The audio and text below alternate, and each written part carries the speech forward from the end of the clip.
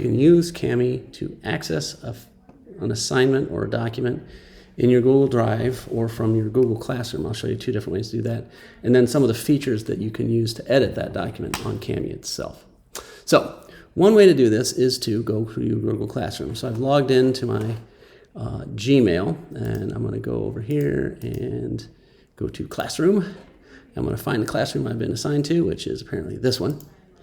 And hey, look, there's an assignment called example assignment, right? And it could be this morning. So what I want to do is I want to, my work, it's been assigned. Oh, okay. So I'm going to go ahead and there. So I've selected the assignment, it shows this. If you go up to the open with, because we've added this connected apps, see, right? Annotate with Kami. So I can go ahead and annotate this with Kami. Now, then it shows up and it shows it loaded in Kami. Google Drive, please authorize. Yes. Okay, authorize. There we go. And then it's going to kick you to this screen. That should only happen the first time you do it. Allow, right? So now it's got you back here and you can actually start annotating. Now, before we start annotating, I want to show you another way that you could do this if you so chose. And this also means you could do other documents that you might have. So I'm going to close out of here. I'm going to open up another tab, and this time I'm going to go to the Kami website. So if I start typing in Kami, and I've got kamiapp.com, right? I'm going to go to sign in. Now, if you've already signed in, it should kick you straight to this. What you can do is you can open from your Google Drive, and it shows your Google Drive. Hey, look, there's my folder Classroom. And then you're hopefully going to have more classes than this, but I can go to my pre-calc. Hey, look, there's that assignment, right? So if you know in a particular assignment, or if you want to go back to an assignment, you can also access it this way. And it does the same thing. Now, if this is the first time you've done it, it'll give you that same other option. But here we are. So now once you're in here, there's a bunch of tools, and don't worry.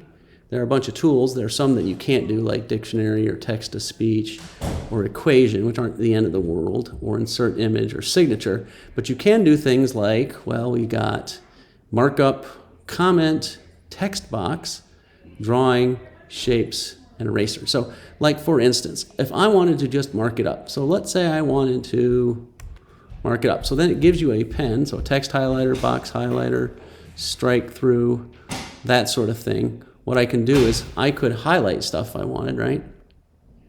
Just like that, if that was useful for me. Of course, I can also erase stuff if I don't want it. And if I wanted to, say, draw something, like a lot of times it can be useful to draw stuff. It gives you, if you go down, hover over here, you can select different colors. Green is cool, right? Stroke thickness. 1 is pretty darn thin. Maybe like 2 or 4 might make a little bit more sense depending on what you're doing. But like if I wanted to graph this, then I could graph it, and this is going to end up being a circle. So I could sit there and I could freehand my circle in at the appropriate spot, and like identify the center and all that good stuff. And then maybe if I wanted to identify where the center was, I could do a text box, right? And I'd make it something other, some color other than, so it kind of stands out, it pops, right? And so I could say, oh, okay, so the center is at, in this case, this is at -2, 1, right? And in this case, the radius is equal to 3. You don't need to worry about that. We're just showing you how you can use this stuff to annotate. And if you select this, you can move it around, right? Heck, you can even select this, and you can even trash it if you want, right? Get rid of that. There we go. Bye-bye. Or you can use the eraser, of course. Shapes. Like if you want to draw shapes, you can do a bunch of different things. Like you can make a line, a triangle, ellipse, which is also a fancy way of saying circle. And you can do the stroke thickness thing, colors, etc. Right? Let's see, what else? That's really about it. Once you're done, then what you can do is you can hit save, right?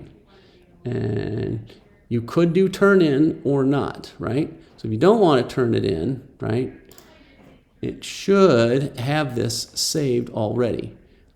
If you want to open a file or share a document, so if you do share a document, you could do different things. You can kind of play around with that. That's not going to be as important. If you wanted to download it, like if you want to download this as a PDF with annotations or no annotation, right? But then if you want to go to save, it should say save, and it's showing you where it is.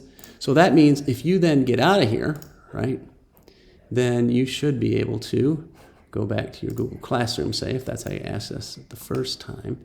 And if you want to go back and work on said document, right, you can go here and you can open with Kami.